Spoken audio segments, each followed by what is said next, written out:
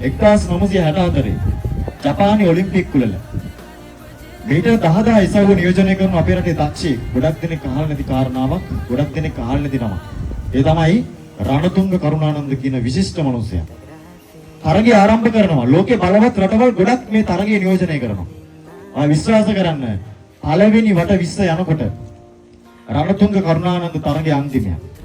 පිළිවෙලෙන් පළවෙනිය දෙවෙනිය තුන්වෙනිය තරග ඉවර කරනවා. අනිත් මිනිස්සු තරගය අතහැරලා දානවා. රණතුංග කරුණානන්දට තරගය තියන්න නෙමෙයි තරගය ඉවර කරන්න තව වට 4ක් ඉතුරුයි.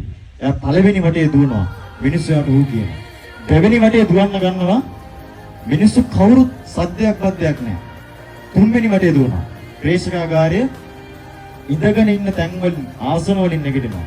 හතරවෙනි වටේ දුවද්දී 60000කට අධික ප්‍රේක්ෂකාගාරයකින් එහාට ආවේ ඔල්වරසම් අත්පුඩිනාද. ඒක නිසා මතක තියාගන්න. තරගෙ දිනපු මිනිස්සයා මොකද්ද කිව්වේ? මේ සම්මානය ඇති වෙන්න ඕනේ මට නෙමෙයි කරුණානන්දට. මොකද මතක තියාගන්න. දෙවෙනි ලෝක යුද්ධෙදි ජපානයේ බිමටම සමුදලා වෙනවා. ඊට පස්සේ ජපානයේ නැවත ගොඩනගන්න පූර්වාදර්ශ උනේ කවුද? අපේ රටේ කරුණානන්ද. ඒක නිසා හොඳට මතක තියාගන්න. විශිෂ්ට පරාජයන් තුල අති විශිෂ්ට ජයග්‍රහණයෙන් සැකවිලා තියෙන්න පුළුවන්.